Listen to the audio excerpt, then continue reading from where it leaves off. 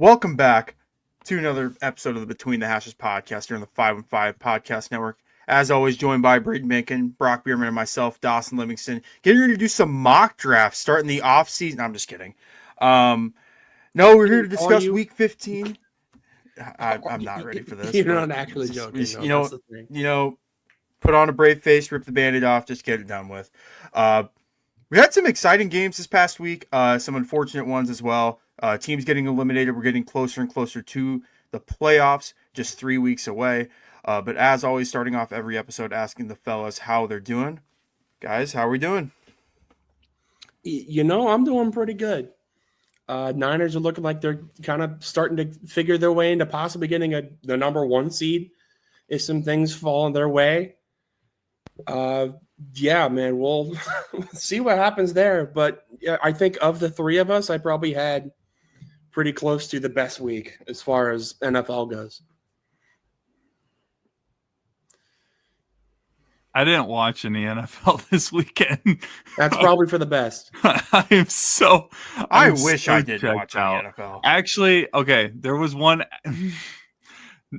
I'm sorry, Dawson. There was one game I did actually watch, and it ended up being probably the only game that anyone is really talking about, right? Or one of the more important games in terms of the result. You're talking Panthers Saints, dude. I watched that one from start to beginning, dude. That was a banger.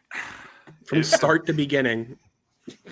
He clocked it in for 2 seconds, realized, wait a minute, this is not what I'm here for.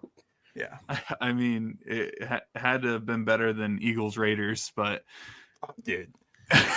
Well, I mean, I can't even talk crap about the Raiders. I can't wait to talk next year about who is going to finish with more wins, the Raiders or the Chiefs. There's a possibility that we're going to be hitting that stride at some point. The Chiefs could actually just walk out there with just Chris Jones and Trent McDuffie as their only 2 players. They can have Trent McDuffie play offense and Chris Jones play defense. They will score more points than the Raiders. Probably. They will win more games than the Raiders. That team is awful. But yeah, Cardinals suck still. Trey McBride's a beast. Yeah. Trey McBride's a beast, and Michael Wilson might be one of the greatest midseason fantasy assets I think one has ever picked up. Yeah. The Cardinals are so interesting because I actually had a Bears fan reach out to me, which, again, like I mentioned, anytime a Bears fan reaches out to you, that's how you know it's bad. But he's like, I feel like you guys are like a couple moves away from actually being somewhat like decent. And I was like, yeah, until you look at who the ownership is and know that won't happen. Until you realize the coach has to go, the quarterback has to go, they need a no line. Yeah. I mean, we can't. I can't watch Jacoby Brissett throw 45 times a game for my football team anymore. As fun as it is in terms of the memes, I would like to make memes, not memes. Listen, it's better than Kyler Murray throwing the ball 40 times a game. That is true. Objectively. Ladies and gentlemen, if you want to know how over Brock is with the Cardinals this season, Brock sent me and Braden prep graphics for when Jonathan Gannon gets fired. I'm not sure what you're talking about. I'm not sure. It's all a work in progress, but as a prep graphic for when this starts to happen, when coaches get fired. This is our graphic. The prep graphic was Jonathan Gannon being fired. I don't know if you guys looked, but I already predetermined that they are not winning another game this year, so I already have the final record of this season and all that put into there. But I mean, I've mentioned it before. I will not watch the Cardinals next year if Jonathan Gannon is the head coach of my football team. So I mean, we did the playoff predictor thing 2 weeks ago. You literally didn't even let us pick the Cardinals to win the game. I refuse. Maybe that's what we do to close off our episode this week, because lots happened since our episode 2 weeks ago. Yeah, we can do that. Yeah, I'll pull that up. But we're going to get into the thrilling Thursday night game. Woo! This will just go down in the history as the Kyle Pitts game. I mean, for anyone that had him in fantasy. All of these years. There are moments in history, in sports history, where you have to – there's where were you when X happened? Where were you when 28-3? Where were you when Kobe dropped 81? Where were you when Kyle Pitts scored 45 points in the opening round of the fantasy football playoffs? Where were you? Where were you when Kyle Pitts actually right he's here speaking his audio? So watching that man send me to the second round of the playoffs on his back. The audio peak is crazy. the audio peak, dude. That's great. I'm in this. We're 5 minutes in. I'm here. It's Turn just my mic where down, are hold you on. when like Kyle Pitts decided, you know what, I'm gonna be the guy that everybody thought I was the pound for pound, the greatest like draft pick since Calvin Johnson that wasn't a quarterback. Let's see if that's any better. It's crazy, dude. It not just that though, but like also like Kirk Cousins kind of like turning the clock back a little bit. Yeah. For those that didn't watch this thrilling comeback victory for the Falcons, Falcons win this one 29-28 on a last second. What, Zane Gonzalez field goal? Is that who the kicker is? Yep. It's not Zane the same. Gonzalez. It's not the same. I miss my boy Koo. Yeah. Until he kicked the ground, though. That's the only problem.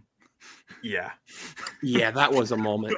That was a moment. That was another. You know where were you when Younghoe Koo completely whiffed the ball?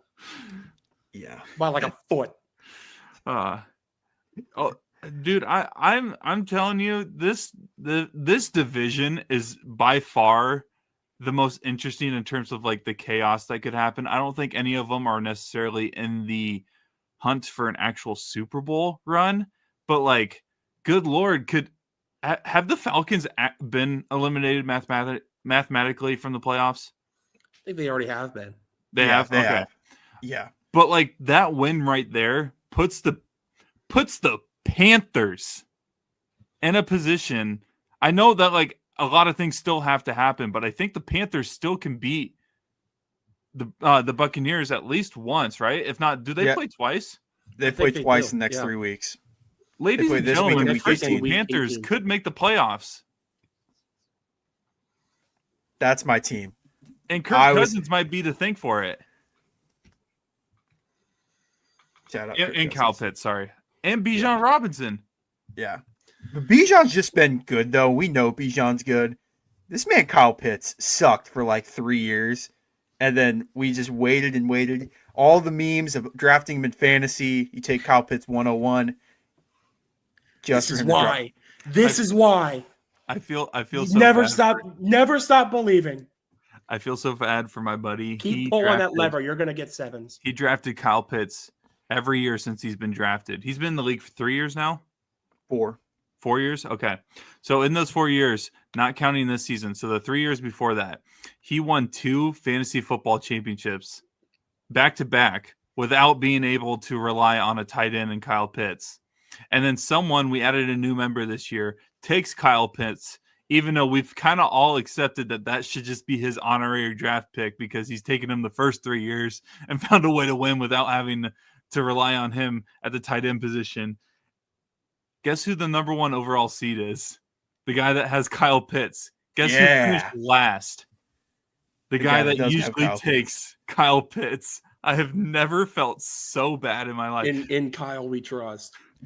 I even feel bad because in my fantasy league, I am a top 2 seed. So I had a bye this week, didn't have to worry. And Kyle Pitts was sitting on my bench. He wasn't even in my lineup to like garnish the points. He was just chilling on the bench. And now I'm in a dilemma with how bad the Raiders are. Do I start Kyle Pitts or do I start Brock Bowers this week? Like, you start both and you don't look back. I can't, dude. I already have 3 running backs. That takes my flex out of the Who are your 3 running backs? James Cook, Javonte Williams, Derrick Henry. Like, I can't sub any of those guys. Who do the Ravens play? Oh God, I don't know. Dude, they played the Patriots.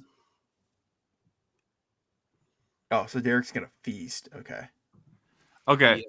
But also getting back to this game, the Buccaneers have kind of like everybody knows I'm a big Baker Mayfield fan. This has been more depressing to watch than actually the Cardinals because I knew this was coming from Arizona from day one. But like the Buccaneers have like completely fallen off in the last couple weeks or the last month and a half, really. And I mean, there was a video I think I saw last week where Mike Evans looked noticeably upset, left before the game even ended. And I'm not sure what's next for this team because they could potentially miss the playoffs here. Yeah, and with how bad their division is, this would be a huge disappointment considering they started their season 5-1. Their only loss in those first 6 games being to the Eagles by 6 points, which they just won the Super Bowl. So no one would have thought that was a bad loss. Then they lost to Detroit, they beat the Saints, and then in their last 6 games have been 1-5. Like their only win, sorry Brock, has been to the Arizona Cardinals in the last 6 weeks. Again, that's why it's so depressing. Yeah. And a lot of that you can probably attribute to injuries. They have not been fully healthy really the entire year. No. But at a certain point, like you kind of just have to figure out ways to win these games, and they just simply aren't right now. They were able to start the year. I think all of us had them pretty high in our top 5s, if not number 1 at certain points of the year. But yeah, really ever since like halfway through the year, they have just absolutely fallen off a cliff, and it really sucks to see. Because Baker was playing like he was about to play himself into an MVP. Yeah, Now he's like, Yeah, we all thought he was. I would have said through the first 5 weeks he was the MVP frontrunner, me personally, and then just a brutal stretch of games. But they have 3 more games, 2 games against the Panthers. And I don't know their last game, their other game between. But they're still not like as much as I'm a big Panthers supporter, they're probably still going to make the playoffs. Yeah, they play the Panthers on the road this week, then at Miami, and then home Carolina to close out in Week 18. But I still feel pretty confident that Tampa Bay is going to find a way to make the playoffs. What I find a little annoying, though, and I think me and Braden touched on this last week, was that with Tampa Bay winning their division, they're going to host most likely either a Seattle team that's been dominant this year, a Niners team that's been really dominant, or the Rams, because that NFC West is just so loaded. What are you guys' thoughts on Tampa Bay and like divisions still mattering? Like they're going to be able to host a playoff game. What are you guys' thoughts on that? I mean, I kind of said my piece about this last week. I think divisions should still guarantee a playoff spot, but there is no reason why a team that's going to barely finish over 500 is hosting a team that probably ends up finishing with 12, 13, 14 wins. There's just no reason for that. Man, I just hate that my division has to just carry the NFC, and I'm just all right. Okay, yeah. No, I agree. Divisions like should guarantee you a spot. Honestly, like when you think of it, should kind of be like, even though I still think that what I'm about to say, this playoff is just as messy as the NFL's. But the college football playoff, like that division does like matter where like it locks you into a spot. You're just ranked though off of your win totals instead of. Isn't that how the NBA does it too? Like, I think technically division winners get a playoff spot regardless, but it's not like, what is it, 3 divisions in each conference? It's not like if you win the Central Division, you're guaranteed a top 3 spot. Or if you win the Atlantic Division, you're guaranteed a top 3 spot. I feel like it used to be that like that in the NBA. I don't know how they do divisions now. I know that no one, at least teams that are consistently competing for championships, they ever post or mention that whether or not they win their division. But also there's like you get way more opportunities to make the playoffs in the NBA. So I guess I don't know if it if there's ever been a division that has never like deserved it, if that makes sense, because like there's at least one that's usually competing at in the 1 through 8 spots. So they've never had to worry about it. That's kind of the point that I was going to make. Like, there's only 3 divisions in each conference. Like, there's 3 divisions. There's 5 teams in each conference. There's enough like a talent disparity in the NBA where you're going to have at least somebody finish as a top 8 seed. Whether they end up going into the play-in and whatever happens there is something. But I don't think there's ever been a situation where an entire division has been so bad that they've just completely been out of the playoffs in its entirety. Like I'm trying to even think. I'm not great with NBA divisions. Obviously, that's not my wheelhouse. But I can't think of an entire division that has been so bad, even 1 year, that was just they couldn't even make the top 8 seed. I just looked it up. In 2015, the league changed the rules to where the top 8 teams make the conference by record, not just division winners. Huh. So it used to be that way. Okay. That's why I don't even think they really even talk about winning the division anymore. You could go up to the average NBA fan and tell them like what division and say the teams, and 90% of fans would not know what 5 teams are in which division. Like, if you told the average fan, like, tell me the 5 teams in the Central Division. Maybe some of them get close, maybe some of them don't, or like the Atlantic Division. Like they just don't matter whatsoever. Does that make me a loser then? Yeah, I mean, maybe I play way too much unless 2K. Unless you're like an NBA head or a big fan of a team. I feel like the Central Division really knows which teams are in the Central Division because there's been a lot of like rivalry. Yeah, really, that's one of the only divisions that has had like major rivalries. It feels like so. Like even I don't watch much NBA. I could probably give you every team in the Central Division, but yeah. The Western Conference when it gets messy. Give me every team in the Northeast Conference. Gun to my head, not happening. It's not happening. Yeah. But we'll see. Well, at the end of this episode, we'll do that playoff predictor. So we'll see if the Bucks or if we think the Panthers will potentially win that division. It's going to be interesting. It's a lot of football. 3 weeks left to be played. So a lot of stuff can change. A lot of teams still vying for number 1 seeds.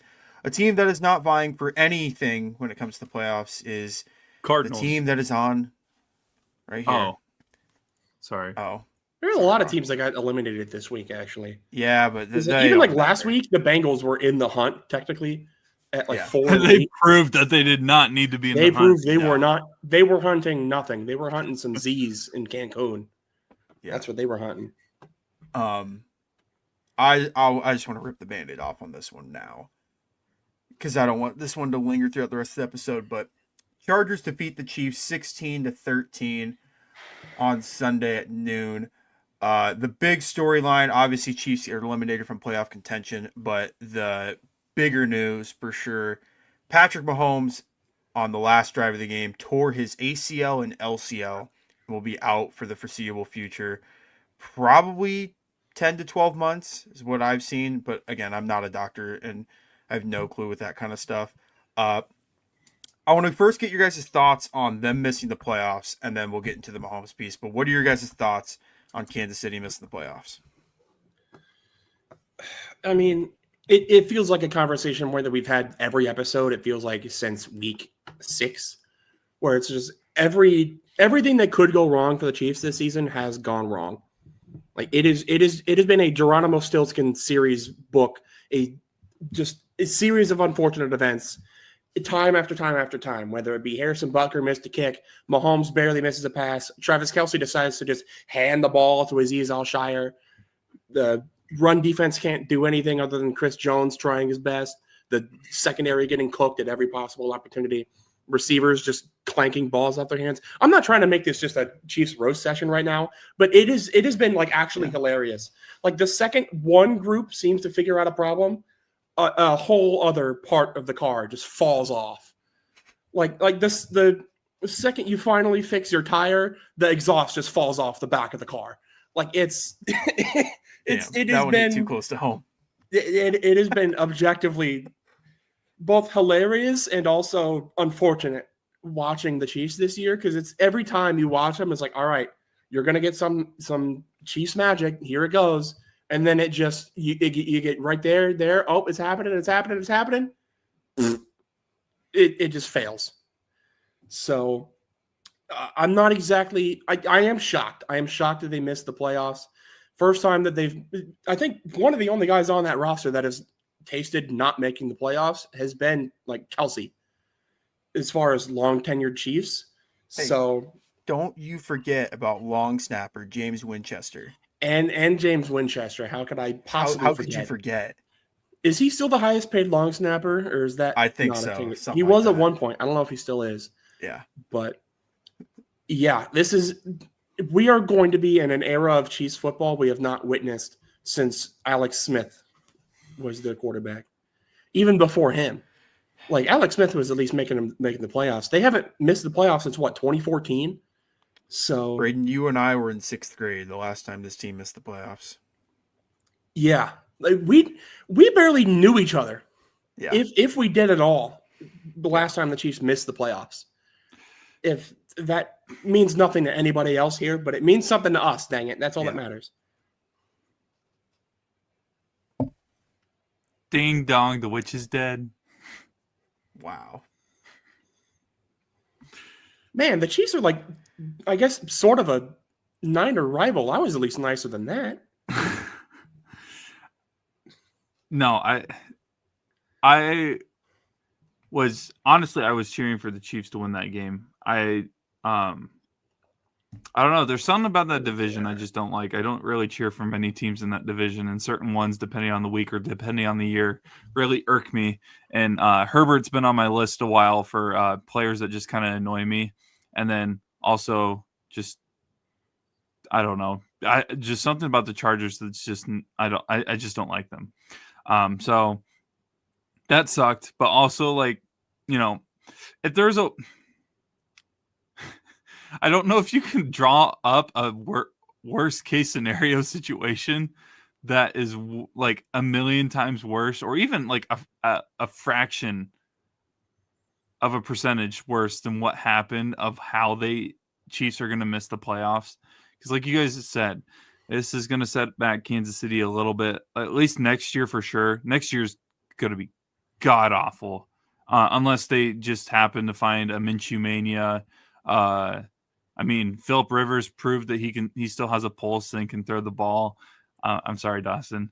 But like the thing that I don't think many people have fully accepted, and maybe Chiefs fans have more, but like this really, like that loss right there really could have been the last nail in the coffin of like this era, this specific era of Kansas City Chiefs football in terms of the players that are around this franchise, the coaches potentially that are around this franchise, and just the overall, like, you know, when you think of the Chiefs, who, like, when you think of current people on their roster, whether it's coaching staff or even players, it could be a different story within the next 12 months that we probably didn't expect to happen, at least for a couple more years. Oh, here we go. All right. Get your popcorn, folks. This is going to be a fun one. I don't even know where to start. I like what Brock said. I think this iteration of the Chiefs is dead. And that's not a bad thing. Like, no, everybody's got to remember that the Patriots have, yes, Tom Brady was the center of pretty much that entire era and all their winning. But like, you got to remember, they went through some different looking teams. And so the Patriots weren't always Gronkowski and Tom Brady. I mean, heck, I feel like there are people our age specifically that forget or don't even know that Randy Moss was on the Patriots at one point. Like, so just because this roster specifically may be a little bit over, or this generation of Chiefs players, for the most part, it seems like some of them are getting ready for either retirement or maybe they'll move on to a different team. That doesn't mean that 24 months from now, we're not like being like, oh, Mahomes is back, MVP front runner, and the Chiefs only have 2 losses heading into the final 3 weeks of the season. You know, I could sit here and say that the reason the Chiefs are bad is because they're on their third string left tackle, third string right tackle, third string guard on both sides, or the receivers can't catch a pass. They lead the league in drops and all this sport. But if you ever have taken stats, like any statistics class, you'll know the phrase "return to the mean." When you see an outlier of a probability, it will always, after enough sample, will always return to the mean. The Chiefs had a 12-0 record last year in one-score games. was just not feasible long term. Like they lived and died by the one score game, and they could make it work because they were great under pressure. They were great in the clutch. But this team this year is 1-8 in one score games. And I remind you, the only win they had in a one score game was against the Colts. And that was like just after Daniel Jones had started to turn into pumpkin mode before he was out for the rest of the year.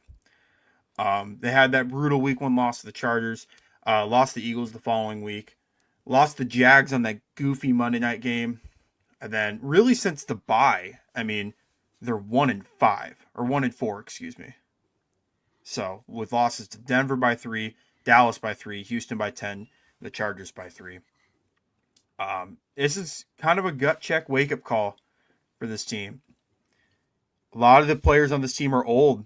It's when you have sustained success, you have a tendency to bring back the guys that are on the team because you know what works. But after a while, these guys just get old and old and old. I mean, your leading rusher was a 31-year-old. No offense to Kareem Hunt, but 1.5 yards per carry. It feels like running back. None of the receivers could catch a pass to save their life. It seemed like when it really mattered. And then the Chiefs' leading receiver is a 36-year-old tight end who's potentially played his last game with Mahomes and Travis Kelce. Is he really 36? Jeez. Yeah. Wow. To sum up my thoughts with this for this season, the Chiefs they were good at some things. They were good at a lot of things, and they weren't great at anything. Which in the NFL, you have to have one thing that you can hang your hat on. And when push came to shove, they didn't have anything that they could rely on to get a first down, to get a stop. I mean, I think they were bottom 10 in sacks this year. They only average 113 rushing yards per game. I think Mahomes has been the leading rusher for this team at least 6 times this year, which is insane. All this to say, 2026 is a throwaway year for the Chiefs. Jeremiah Smith, you are going to be the next Kansas City Chief, wide receiver legend. I'll leave my thoughts there. Welcome to the Celtics fan base, where the next year is just a throwaway year. It sometimes happens, but one of the things I wanted to mention, and I know that he hasn't been necessarily on fire every game, forcing wins for the Chiefs this season, maybe compared to previous seasons or previous games. But the video of Mahomes getting helped to the locker room, I feel like kind of encapsulates what has happened in the last couple of years, or even just some moments throughout this kind of era of Kansas City football, where there were times Mahomes had no time to throw or just had no help, and he had to do everything himself or force things himself or find a way to do something. And hopefully if it's throwing it to someone, they'll find a way to catch it or whatever. And I feel like him walking to the locker room was like the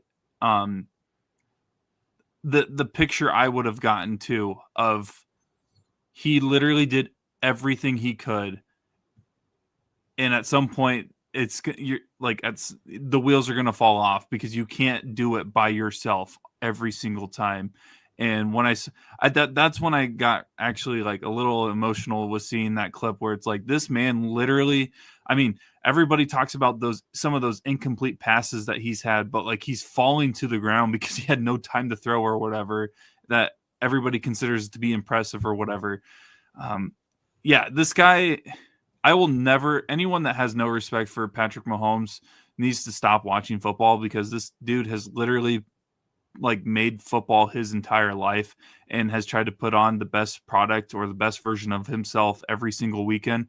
Has he always been successful? No, but he's made a lot of great plays, a lot of great moments. And he it makes it sound like he's never going to be good again. But like what I'm trying to say though, is like what he has done the last couple of years. And I feel like he gets a lot of random hate for no reason, has been unbelievable. Right now, he could retire right now if he wanted to, and would be a first ballot Hall of Famer, no doubt. But Yeah, I saw that clip of him just kind of getting help to the locker room, and it actually kind of broke my heart a little bit because I really don't have an issue with him. There's nothing off the field with him personally that I like have an issue with, and so like it sucks when a great player like that does go down because it like it's fun to watch certain teams that are usually really good because they have a star player, even if it means you're cheering against them. That's what's fun about sports, is having those guys that you're like, you don't actually hate, but like you want to cheer against because that's the whole point of this competitive sports idea. And really the NFL lost probably their biggest star in terms of like that marketability of like, you either love him so you're going to watch him and hope they win, or you're going to watch him because you hope that they lose. But hopefully he comes back and he's still Pat Mahomes, but next year is going to suck for sure in terms of like marketability for some of these games, which I mean, who knows what Tony Romo's going to do now? What games is he going to be calling if Pat Mahomes isn't playing? Enough about what's Chris Collinsworth going to do, man? Oh my gosh. Is he going to retire? Is he just going to not call games anymore? Like, he doesn't have his golden goose. Nah, did you guys watch that Sunday night game? He was gassing up JJ McCarthy quite a bit. Oh, brother. What a fall off, man. You go from being the Mahomes Glazer to 9. I love that he's just referred to as 9 now. He did it to himself. Man. I know. Yeah. I know. Yeah. I want to get to the second. Oh, sorry. No, I got one more thing I wanted to say. I just wanted to put some perspective on the whole dynasty talk thing at this point, as far as like what it looks like for the future of this dynasty. Andy Reid. Let's see. There's not a good way I can put this without it being the meme number. Andy Reid is 67 years old. When Bill Belichick was 67, he was 67 in the 2019 season. So 2019 New England, that was the last year of Tom Brady on that Patriots team. So a lot of what makes a dynasty is having that head coach to be able to coach the team, to be able to gather the troops together and be able to just make stuff happen. So Andy Reid, if he has, I mean, Belichick went in the NFL until he was 71. So that means he's got maybe 4 years left if he stays as long as Belichick did. But may I remind you folks, for anybody that may forget the last 4 years of Belichick in New England, it was not pretty. That was your buffer years between when you were rocking with Mac Jones looked good for his rookie year, but then you had like goofy year of Cam. That one good year, but then you had like, what was it? Who was the quarterback immediately after Brady? Was it like what? Cam Newton. Like Cam? It was Cam Newton. Okay, like you had Cam Newton, you had the 1 year of Mac Jones, you had Bailey Zappi. Like the team just wasn't the same after Brady, and a lot of that is, I mean, yeah, because you lost Brady, but a lot of that also was Belichick just kind of didn't have it anymore. He was old. Let's be honest. He was out of his coaching prime. So, and if you watch a lot of the Chiefs in the last couple of years, Andy Reid does not look like the Andy Reid we saw in 2020, 2019, 2021. It looks like he is starting to lose a coaching step. So will we be able to see a dynasty in 2027 when Andy Reid is 70 years old? I don't know. I really don't know. And again, it's hard to say the Chiefs dynasty's over. Everybody's gonna clickbait. Oh, Mahomes is out. Chiefs dynasty's over. Ring the bells. But you really look at these timelines and it's like, is it? Like, you had a good 10, 11 years of a dynasty, but now your coach is going to be gone. You have questions on a lot of Mahomes' ability was, his arm, but also his mobility was a very underrated part of his game. Like you've been saying, he's been leading the team in rushing a lot. Will he be able to move with coming off of a torn ACL? We don't know. So again, I don't want to say it's over, but looking at trends, It doesn't look good. The last thing I want to talk Mahomes injury, then we can move on to some of the other games this week. For context and like a timetable, other players to tear their ACL and their LCL. Kyler Murray's an example. Kyler tore his in December of the 2022 season Can't play for a year and and a made half. his return. What'd you say? Wasn't it a year and a half? It was 11 months. It was 330 Felt like days. a year and a half. It was 330 days. So that puts because Mahomes the already McCoy era. Yeah, he already had the surgery. So basically, the timetable starts now. It basically means if he follows the same timetable as Kyler, he'd be ready in mid-November by like week 9, week 10.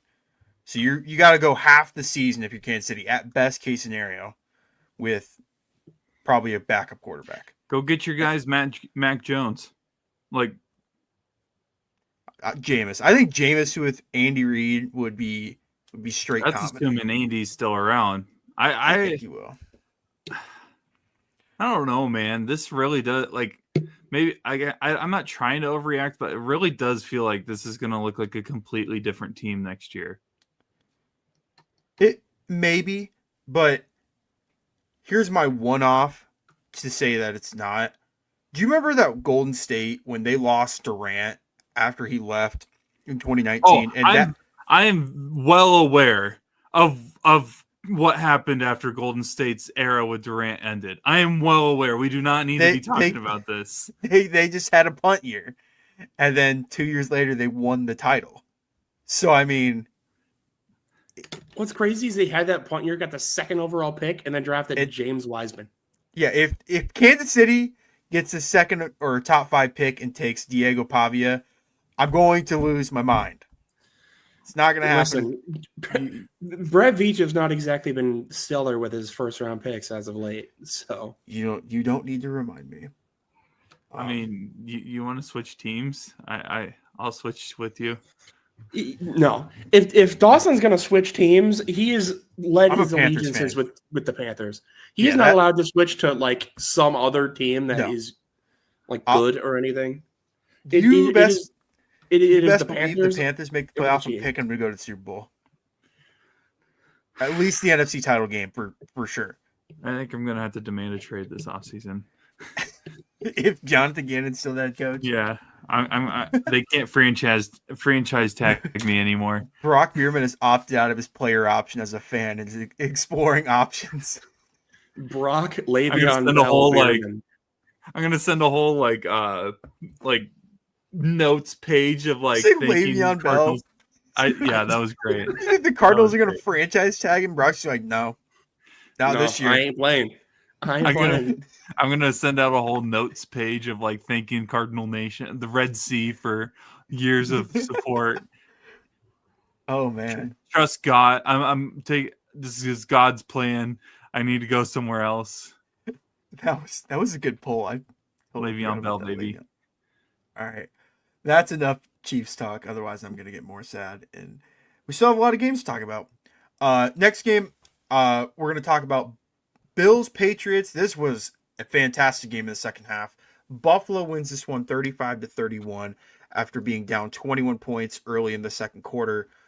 New England kind of like fell apart in that second half, only scoring 7 points in the second half entirely, with Bills scoring 28.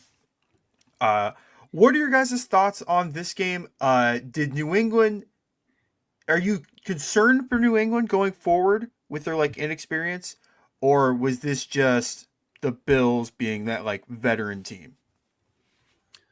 The Bills kind of just do this sometimes, where they just go into a game, they just spot a team like 30 points, like here, have fun, and the fourth quarter comes, it's like, all right, we're locked in, and just win the game. So, I mean, they've done this against the Ravens week 1. They did it against the Bengals, was it? Like, this is the third 20-plus point comeback the Bills have had this year. That feels like close to a record, is it not? Like, we got to be getting close to that sort of territory. I think the stat I saw on Twitter was them and the Broncos are the only 2 teams in the NFL to have multiple 10-point plus comebacks in the second half. Yeah. So, I mean, I suppose the question was more, am I concerned about the Patriots? But I do just want to say, the Bills being that comfortable, being down by that many points that late into a game is a fantastic trait to have. That said, if you are down that many points in the playoffs, that is not a situation you want to be in. So hopefully they don't have to deal with that if they want to make it big. But, I guess if you have that in your back pocket, that's not the worst thing. Switching to the Patriots in an attempt to actually answer your question, I'm not any more worried about them in the playoffs as I was before this game, if that makes sense. Like, I already kind of had my reservations about them just being this inexperienced of a team. And, I mean, they already beat the Bills once earlier in the year with even less experience. So, I mean, if they figure it out, they figure it out. I believe in Mike Vrabel. I think he's a good coach. He's been able to rally the troops so far. I don't have any reason to believe he won't be able to rally the troops in the playoffs.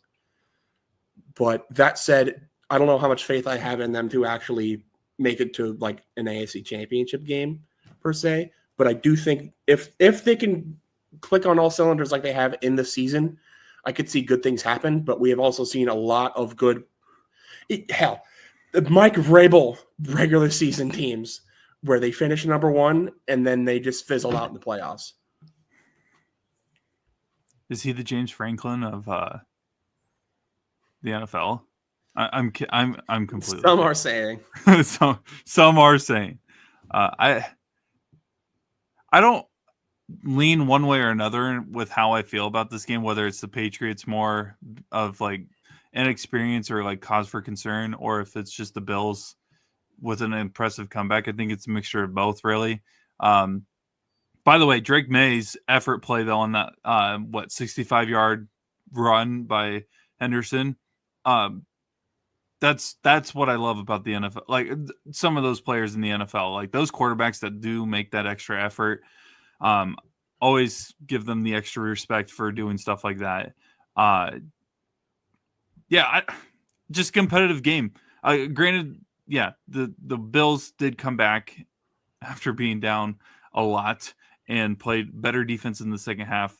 But like, I bet you if you play this game again, I feel like it could go either way again, though, and still be a 4-point game.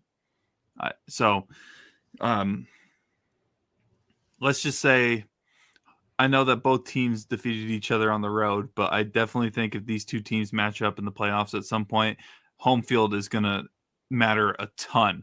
So the fact that they split, very good sign for the chaos that may come from the playoffs. I think something to note is like the Patriots are fine right now, but they have a tough game this Sunday at Baltimore, Sunday Night Football. That's going to be a test for Drake May and that Patriots team. And you lose that one, you're like, instead of being the 2nd seed, you go to the 3 or 4 seed. Or I guess the 3 seed, not the 4 seed. You'd flip-flop with Jacksonville. Which I feel like if you're New England, you have to ensure that you're at least the 2nd seed so you can get that second home playoff game potentially. Because you'd be playing right now, as it stands, the Patriots would be playing the Texans, which the Texans are no rollover team for a 7 seed. Like they're going to be a competitive team.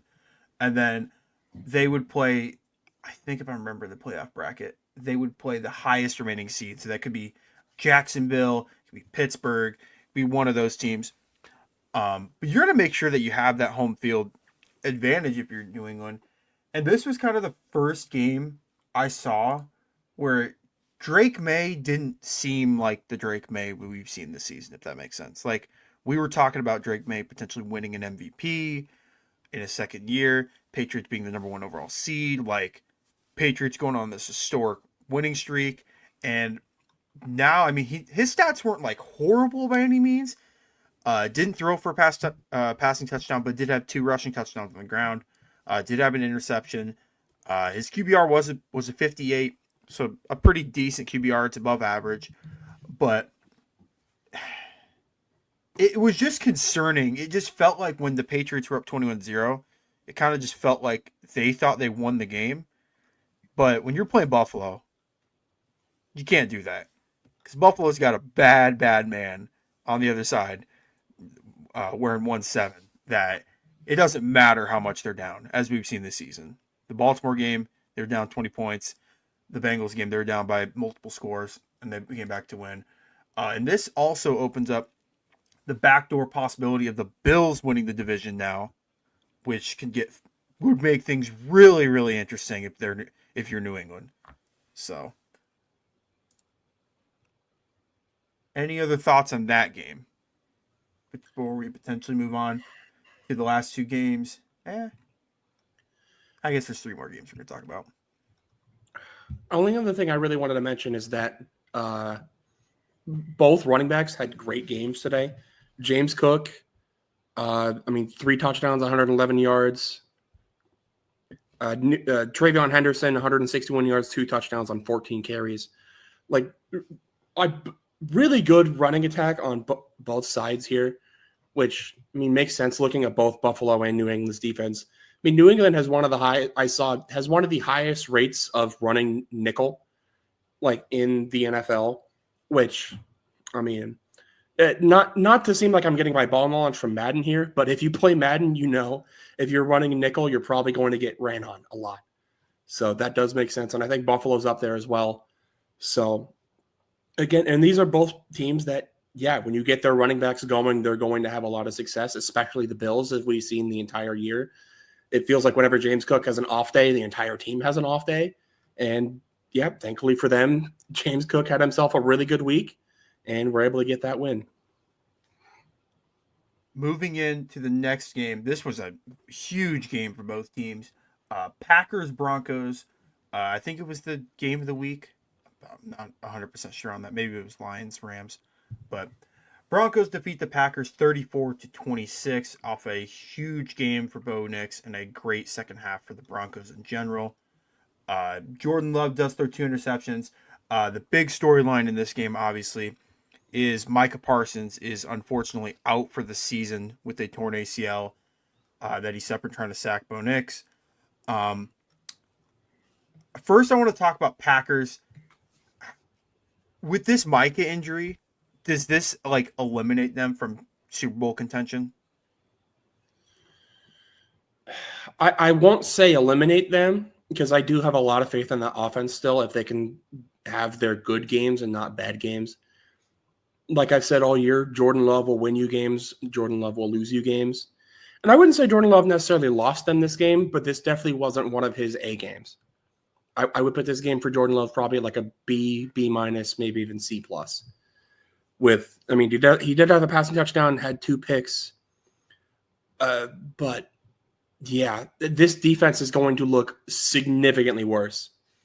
You traded away Kenny Clark to get Micah Parsons, and so far this year that has worked pretty well for you.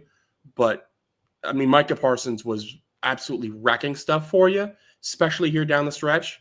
So not having a guy like Micah Parsons on your defense, you're going to feel that. And especially in January, yes, it took a long road to answer your question, but yes, I have a lot more concerns for this Packers team if they have a chance to make a run. Brock? Yeah, losing Micah is a big deal, dude. You guys have more belief in the Packers than I did heading into this year. But now, I have even less hope of even the little bit I did heading into the season about the Packers competing for a championship now that Micah's out. You lost your quarterback basically on your defensive side of the ball, and that's a big deal when you really look at it. And the Broncos on the other end just continue to prove why Denver is one of the toughest places to play when they're good at football. And Bo Nix, man, 4 touchdowns, 0 interceptions, 302 yards, just slinging it right now. And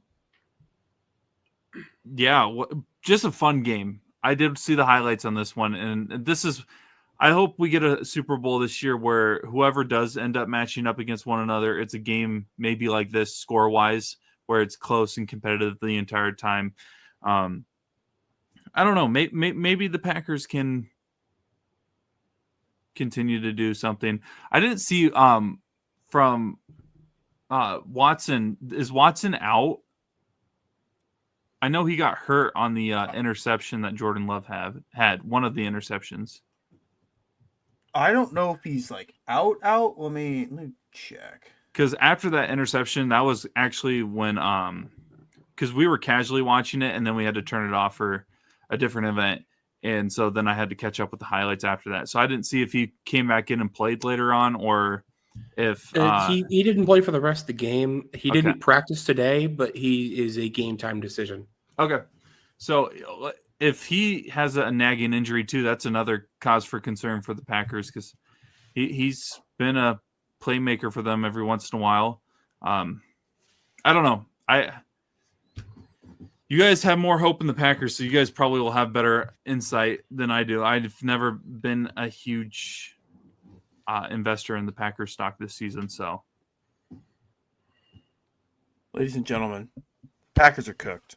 They're not doing anything in the playoffs. I'll go on the record and I'll say it. Funny, both of my Super Bowl teams had their star players tear their ACL on Sunday. Crazy how that works. I can't wait to put together a compilation of our preseason stuff.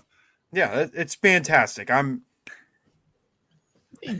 had the Bills in the Super Bowl. They at least look pretty good right now. Hey, at least you don't have a curse of your power rankings. We'll get to those. We all later, do. We'll get there, but we all kind of got something going on. But dude, Brock, you mentioned it, but Denver's home field advantage, 7-0 at home this year, and they're just. At some point, I'm thinking in my head that like this winning streak and this one score game, it's like the same thing with the Chiefs last year. It will end at some point, but they keep proving me wrong. And I would have said their schedule's tough going down the rest of the way. Jacksonville at home, they always play good at home. Christmas Day, this is gonna be the Christmas Day massacre in Merry Arrowhead Christmas. Stadium. Yeah, it's gonna be an awesome Christmas for Dawson. Oh my gosh, tickets might be super cheap. No, you think it'll still sell out, even though No. I'm being honest. no. The game I went to 2 weeks ago was not sold out. So that's what tickets. I got to be cheap for that. Then Sure. It takes a special level of either you are just an absolute sicko, or for lack of better words, you simply don't have a good relationship with your family. If you are skipping Christmas to go to a Chiefs game, Gardner Minshew versus Bo Nix. You not a fan?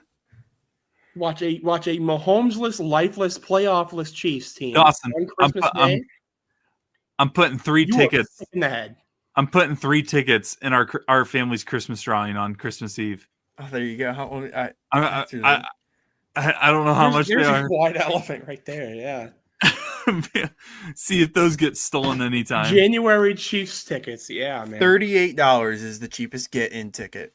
$38. And that's right now. I bet you those go down before they go Depending up. on how next week goes. Whew. But as I was saying, I mean, Jacksonville, I'd feel like they, as high as I am on Jacksonville, I feel like they win that game. They're going to massacre the Chiefs, hopefully. At this point, I'd want a better draft pick. And then in week 18, they could be sitting at 14-2 and not even having to play that game. So they sit their starters against the Chargers and not try. Like, they could have the 1 seed potentially already locked up if they take care of business. But what if it means that they can keep a division rival team out of the playoffs? Even then, I would if Denver's already got that 1 seed locked up, I feel it'd be really hard to try. That's fair. I just know that Chiefs certain Broncos. Yeah, last year. Braden just nailed it because Chiefs were 15-1 going into week 18 last year, and they could have kept Denver out of the playoffs and really screwed them over. But they trotted out Carson Wentz and that joke of an offense. So, but dude, I need to start respecting Bo Nix a little bit more. I have been pretty. I just don't. I don't see it sometimes with him. Sometimes he plays great, but then sometimes what am I watching here? Am I watching a top 5 quarterback? Am I watching a bottom 5 quarterback? It feels like. But he just finds a way in the second half. And like I said, at some point I thought this run would be over, but granted, I don't think some of the teams they've beaten in this winning streak are like world beaters by any means, but they're winning games regardless. But yeah, now they're the number 1 overall seed in the AFC. They sit with the best record in the NFL as we speak, but they look like a formidable force in the NFL. 2 more games, and then we're going to get into Player of the Week power rankings and then playoff simulator at the very end of this. We're going to quickly talk about Rams-Lions. Rams defeat the Lions 41-34. Stafford had a great game. The rushing attack for the Rams was really the reason they won. 160 yards on the ground, 3 rushing touchdowns, 2 by Kyren Williams, 1 by Blake Corum. Amon-Ra St. Brown had an unbelievable game, would have most likely won Player of the Week by any of us, but obviously Lions did not end up winning this game. Lions dropped to 8-6, currently sitting outside the playoff picture. Do you guys think, as we sit here today on December 16th, do you think the Lions are going to make the playoffs?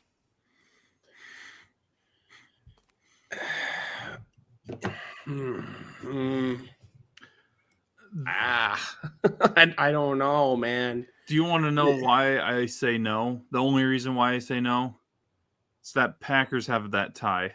That tie is That's the only nasty. reason I'm saying no. Because of the Micah injury, I would be like, oh yeah, the Lions should definitely make it. That tie might be the factor that makes me think that the Packers have that. I know it's only a half game, but that's huge half game. Yeah. I think the Lions are good enough to be a playoff team. They've shown this year they're good enough, but they just keep losing games that they really should not be losing. And they've lost one too many. They took one too many bites out of the apple. Here's the thing too, is they lost both of their games to the Packers, so they won't even have the head-to-head advantage over Green Bay if it came down to that. Assuming if Detroit got a tie in the next 3 weeks, that would really make things nasty. But they would, I think, if I understand this correct, Detroit would have to win out, and Green Bay would have to essentially lose out, if that makes sense, because of that tie. That tie and the head-to-head makes it really, really weird if Detroit wanted to make it. Because outside of Carolina, and Carolina's fighting for playoff position for different reasons, they're fighting for a division. The only other team that's eligible or still alive for the playoffs is the Cowboys, and I think the Cowboys are less than 10% chance to make the playoffs at this point. So, they're like if the wrong leaf gets stepped on, they're out of the playoffs. That's the point that they're at. Brock, you mentioned that the Lions are out of the playoffs. Let's move towards the Rams side of things. I want to instead of talking Rams specifically, I want to talk Stafford and just kind of Stafford's career as a whole at this point. Would an MVP for you guys solidify that Matthew Stafford is a Hall of Famer? Because at this point, he's a pretty heavy favorite that he's going to win this award, assuming nothing crazy happens in the next 3 weeks. But would an MVP cement Hall of Fame status for you guys? Yes. I already think 100%. Yeah, I already had him on the bubble. I think he was already kind of in that grace period where it's he could make it, he could not make it. An MVP 100%. That puts him in first ballot territory for me. Yeah, I think he's already in it. I do too, but I just wanted to get you guys' thoughts. I'm sorry. I think I've mentioned this before because I think we've talked about the Matthew Stafford thing. And maybe this is just me not being a huge Giants fan or whatever. But if Eli Manning is a Hall of Fame candidate, and some people think first ballot, no doubt candidate, then Matthew Stafford is a no doubt candidate either, in my opinion. I want to put this into perspective. Matthew Stafford was the Lions quarterback for 12, 13 years, whatever it was. the one of the worst stretches of NFL football imaginable, aside from maybe that same stretch out of the Browns. He has a positive win-loss record. Yeah. He is above 500. Do you know how hard that is? Yep. To have played for the mid 2000s to mid 2010s Lions and come out at the end of your career with a positive record? I'm cheering for him to win this You MVP. gotta be kidding me. Because I've always loved watching Matthew Stafford, even when they were losing every single game in Detroit. I knew right away when he was traded to LA. One, I thought they were kind of just going all in on one season and then they'll just call it a day and just rebuild. So the fact that they're even in this position right now is kind of shocking to me. But two, I knew that Matthew Stafford's career was gonna benefit a ton from it. Little did I know that he was gonna improve his win-loss record by literally like flipping it basically on its side, because he was far and away way below 500 before then. You know what's crazy is the guy he got traded for, Jared Goff. What if I told you Jared Goff's already played more games with the Lions than he did with the Rams? It seems shocking, but I guess that doesn't shock me when you say it. Because both Stafford's been with the Rams for 5 years and Goff's been with the Lions for 5 years now. Like, how crazy would it be? I know the Rams won a Super Bowl, obviously. That is the most coveted thing you can get in the sport. How crazy would it be to say that this was a true win-win for both teams? One of the more win-win trades. Because, Stafford was a really good quarterback for the Lions, obviously. But, like, the way that Jared Goff has, like, flipped his entire career and those picks that they got, were able to bring in some more talent, brought the Lions from the basement to the fact that they're not going to make the playoffs this year is like a genuine surprise. That is just really since what was that? I don't know. Anyways, I can't even think since at least Calvin was there, but really since Barry Sanders, they were consistent playoff contenders. And even then they weren't really. Like, he is, with the help of Jared Goff at quarterback, they have revolutionized the art of Lions football. Like, yeah, obviously the Rams, if you're going to pick a winner, it would be the Rams because you won a Super Bowl. Nothing else matters after that. But I truly think this is a true win-win trade for both teams.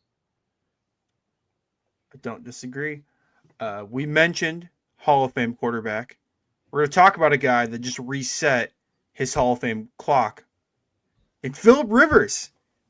He's back, ladies and gentlemen. Wasn't able to get a win in his first start in 5 years. But didn't look horrible, if that makes sense, for being 44 years old and coaching high school football 2 weeks ago. Colts lose to the Seahawks 18-16. Seattle won this game without scoring a touchdown, which is crazy, if you ask me. Seattle move. Yeah. True Big Ten score right there at 18 points, all field goals. Love Literally, to see that. that's how they play. It's so boring. But that's the Steelers football if I've ever seen. That's true. Yeah. But he throws his first NFL touchdown, like I said, in 5 years. Rivers went 18 of 27 for only threw 127 yards.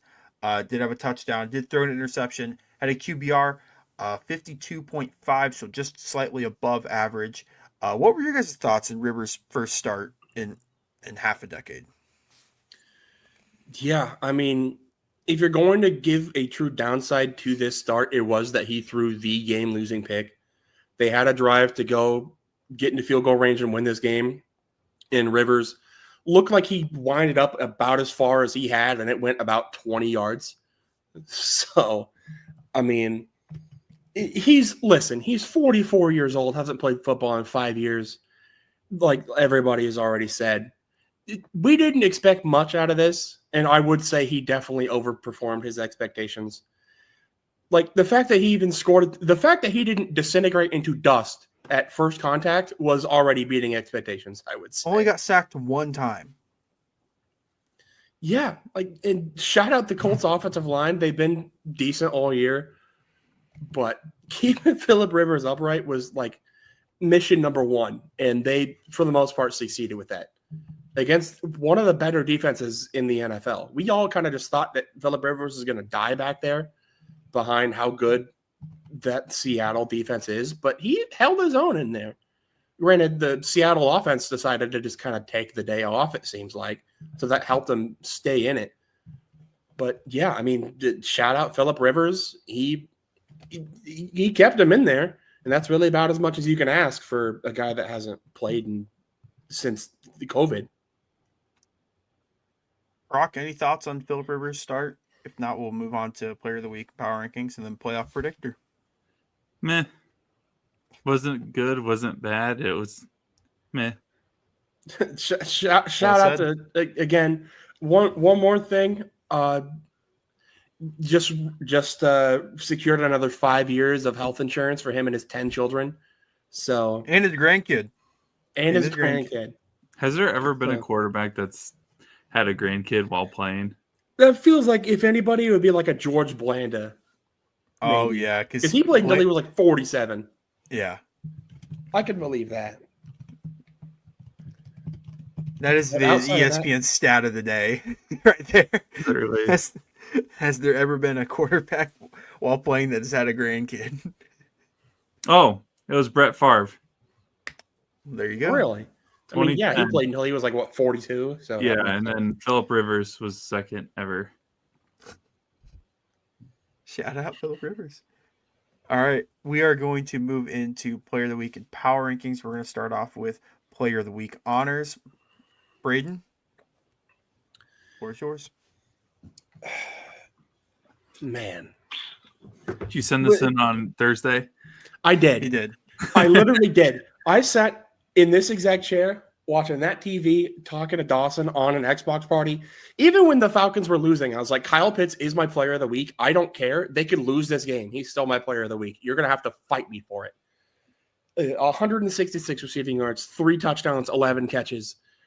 Like I've said at the top of the show, led me to my winning my game in the playoffs. And if you had Kyle Pitts starting, you probably won too. Rip if you played against him, because I don't think anybody expected this. We have all been hoping and praying, really, since he got drafted, to finally live up to that 4th overall pick potential. And by Lord, he finally actually did it. And with Kirk Cousins at quarterback too, which last year when we had Kirk Cousins throw Kyle Pitts the ball, it was terrible. He barely looked his way. But I guess since Drake London was out, I guess somebody had to get the ball. I think Darnell Mooney was out as well. So David it Stills. was like, yeah, it was David Stills, like some Italian-looking last name guy, and then Kyle Pitts. That was it for targets. And tell you what, when you have to funnel the only option into being Kyle Pitts, it turns out the freak of nature generational prospect actually can play pretty good sometimes. Yeah. Brock? Yeah, I don't really give praise to the Jaguars that often, but Trevor Lawrence had a good game, 381 yards, 6 touchdowns. And Dawson has it down 95.9 quarterback rating. I didn't think that this team would be at 10 wins, but here we are. And especially, I mean, Travis Hunter is out for the year, right? Or is he like, Yep. Yeah. So their star freshman, their star rookie is out for the year. And they're still sitting at 10 wins. And man, I'm telling you, the turning point on their season and the turning point really of the team that they beat in this game was Trevor Lawrence slipping at the 1 and getting up and running the ball in against Kansas City. Like I truly believe that was the turning point between both teams this season. Like I'm not trying to actually like keep bringing up the Chiefs, but like that play. Ladies and gentlemen, this is cyberbullying at its finest right now. No. This is He's been crazy. waiting 11 years for this opportunity. You think But we're not like, going to take it? I'm being honest. Like, I truly believe that like that was the turning point for both teams, because I had no hope in the Jaguars before that game, and even then after that, I was still cautious because I'm like, it's the Jaguars. It's the Jaguars.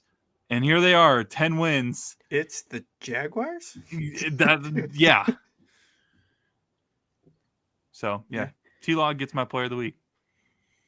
All right. I was torn between two players, but I eventually went with Bo Nix just because he beat Green Bay. I was going to go Jason Myers, the kicker for Seattle, because I don't think any of us have had a kicker all year. I thought it would have been funny, but I'm going to go Bo Nix because Bo Nix, that second half, he played unbelievable.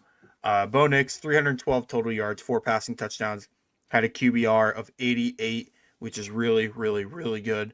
Yeah, he played really well. They beat a great Packers team.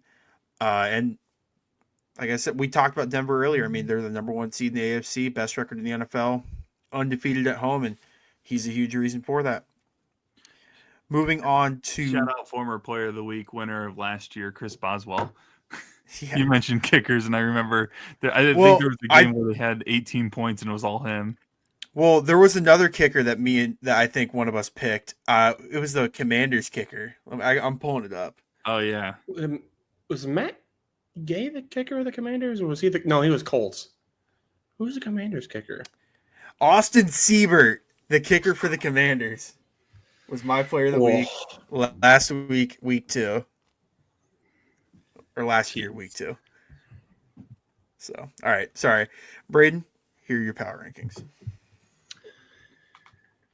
Yeah. So, I mean, not too much has changed, but obviously number 1 team fell because we can't have anything nice.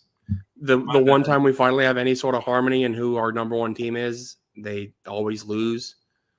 So naturally the Patriots are no longer number 1. That title goes to the Denver Broncos. Best record in the NFL, 11-game win streak. Do I believe in this team to actually win the Super Bowl or anything? I would say no. I still have a lot of questions about this team. A lot of these wins have been scary, to say the absolute least. They're kind of like the Chiefs of last year, where it was like they're winning all these one-score games in about the stupidest way possible. But I got to give them credit. They're still winning the games. So I'll give them that number 1 spot, at least for now. Number 2, a team that if I didn't give the number 1 to the Broncos, it would have gone to the Rams. But, if they wouldn't have lost to the frisky Panthers, they probably would still be number 1. But, stuff happens, I guess. This is still a really good Rams team. I mean, unfortunately, I've had to sing their praises pretty much all year. Matthew Stafford looks like an MVP. The running game looks insane. Puka Nacua, if he's not scoring touchdowns, he's still getting 180 yards. The defense looks really good. Blech. I have the Patriots falling from number 1 to number 3. I mean, the Bills are still really good. I have them at probably my number 6 spot, but we make a top 5, so they're not on here right now. So I can't punish them too much. They had the lead for most of the game, but that's just not a lead that you really should be blowing. I still think this team is still pretty good, but again, a team that's do I think they're going to do anything in playoffs? I have no idea. Number 4, standing pat, I have the Seattle Seahawks.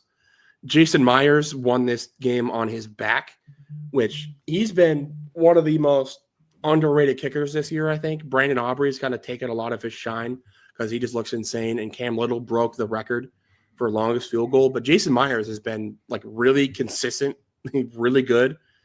And if you're in a fantasy league that uses kickers, whoever has Jason Myers is in set it and forget it mode for kickers. So you wouldn't have thought I would have went on a kicker rant in my Power 5, my top 5 power rankings, but here we are, folks. And number 5, I have returning to my top 5, I think, the Jacksonville Jaguars. I think currently, the 3 seed in the AFC. They have looked really good at points in this year, and they've looked really, really suspect, but they looked really, really good last week. Trevor Lawrence looks like he's maybe doing the progression thing. We don't know. He kind of has his streaks. Travis Etienne is like a whole new beast. It looks like we thought he was washed at some point last year, but has been able to come back and look solid. So shout out to him. Bashal Tutin looks good, and the defense also looks really well improved. Great list. Brock, here's your list for week 15.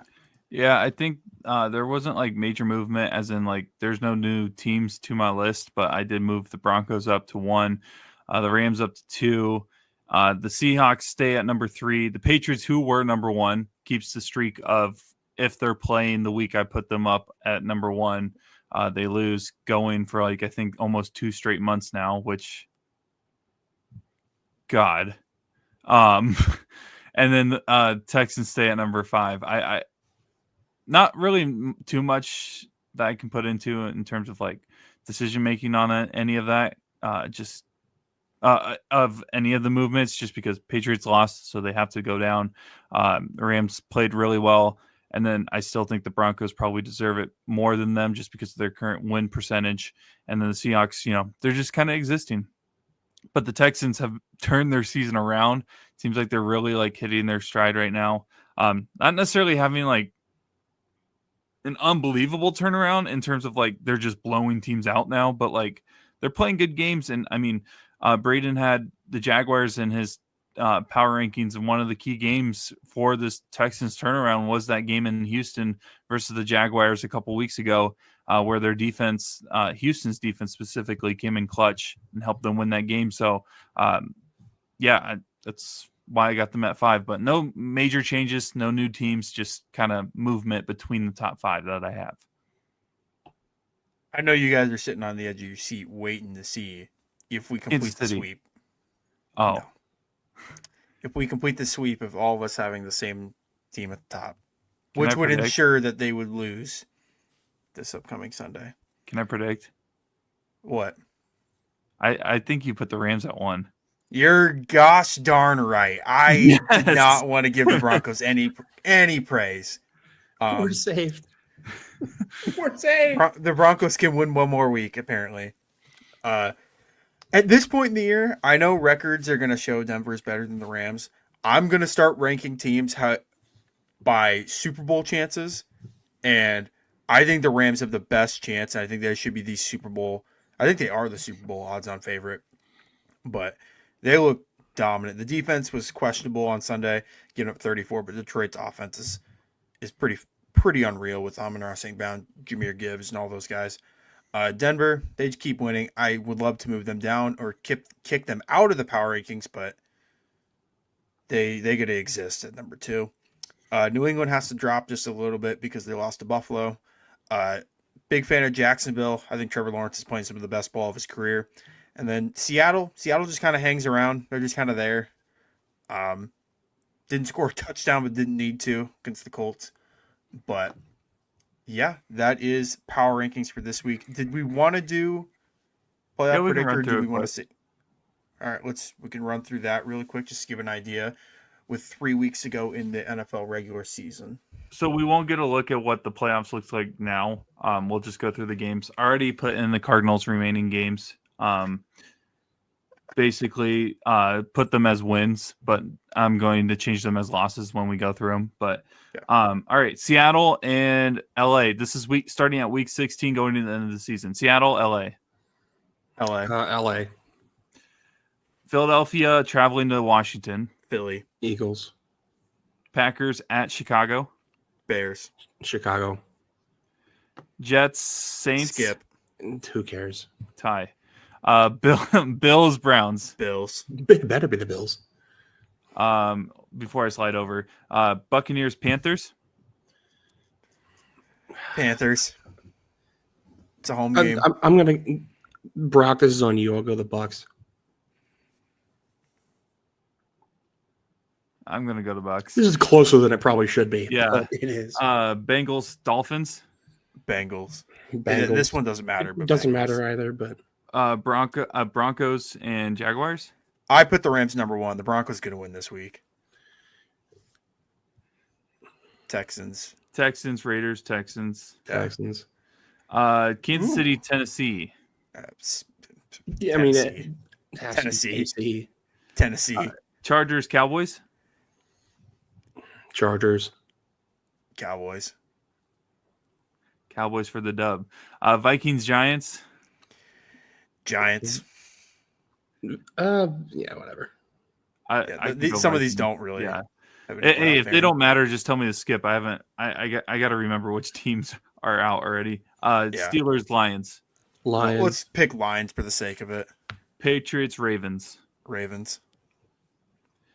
49ers, Colts. Niners. If the Niners don't beat 44-year-old Philip Rivers, I don't know what We have I'm gonna like do. 8 sacks this entire year, so I wouldn't be surprised. Cowboys, Commanders, Cowboys. Boys. Vikings, Lions, Lions. Yeah. Chiefs, Broncos. Broncos, Bronx. Texans, Chargers, Texans. Packers, Ravens. Ravens. We'll just tie this one. That's the Giants and Raiders for those listening. Jaguars, Colts, Jags. Yeah. Broncos, Dolphins. Buccaneers, Dolphins. Dolphins. Bucks. Seahawks, Panthers. Seattle. Panthers with the upset. You know what? I kind of want to see what would happen. Yeah. All right. Let's just see what would happen. Browns, Steelers. Give it to the Steelers. Patriots, Jets. Patriots. Pats. Skip. Eagles, Bills. Eagles. Bears, 49ers. Bears. Niners. Rams, Falcons. Rams. All right, entering the final week. Rams beating the Cardinals. Broncos, Chargers. I'll give it to the Chargers because I think Denver's going to sit their starters this week. And I want to see badness. Yeah, if they rest their starters, Chargers, but if it comes down to that would be their guarantee for the 1 seed, I think the Broncos would win it. Okay. Let's do Raiders. Chargers for now. Raiders to beat the Chiefs. Dolphins, Patriots. Pats. Commanders, Eagles. Bills over Jets. Yeah. Falcons. Skip. Yep. Bears, Lions. Bears. Skip. Yeah. Skip. Skip. Cowboys don't matter at that point. Steelers, Ravens.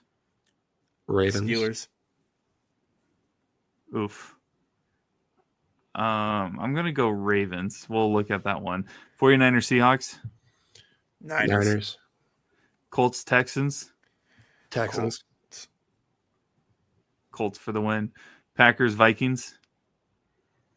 Packers. Yeah. Panthers, Bucks. Panthers. And then Jaguars, Titans. Jags, yeah. Jags. Okay. So on the NFC side, your first round bye, the Rams locked that up with a 14-3 record. Ooh. Wild card games. Still similar to the one that we did 2 weeks ago.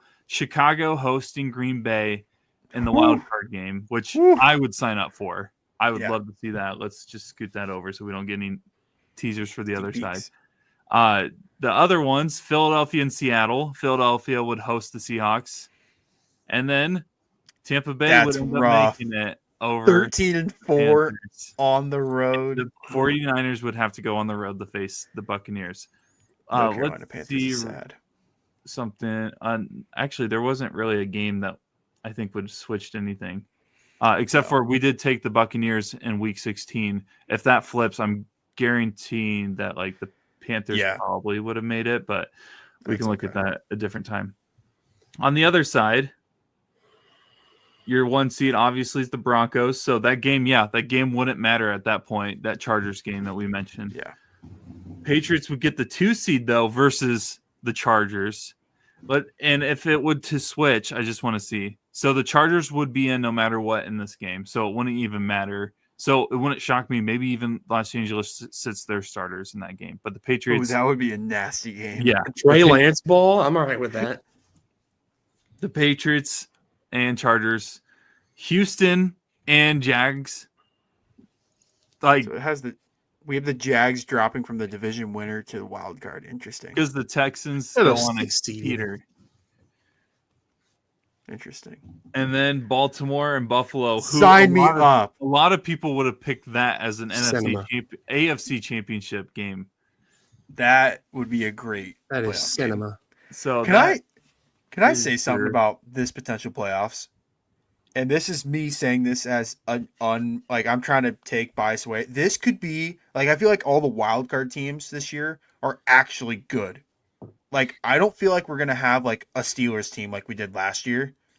I guess if the Steelers make it, then we'll have that issue. But I think the closest thing to a polar bear in Arlington, Texas, we have there is probably the Bucks.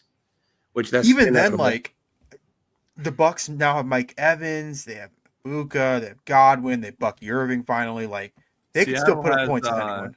Seattle has Sam Darnold though. But Sam's been playing well. You know what quarterback has the most wins in the last 2 years? Sam Darnold. Oh, so you're selling your pumpkin stock? I'm not selling. I'm hedging. I'm hedging the pumpkin stock. Okay. All right. I think we got to wrap up here. Yeah. That was a great episode. We'll do playoff predictors the next 2 weeks. I guess we won't need to for week 18, but playoffs are going to be here sooner than later. College football playoffs start this Friday with Bama, Oklahoma, which is going to be a great game to watch. But do you guys have anything else before we wrap off?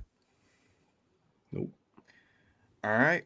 Another great, successful episode of the Between the Hashes podcast. But for Braden Bank and Brock Bierman, myself, Dawson Livingston, we are signing off.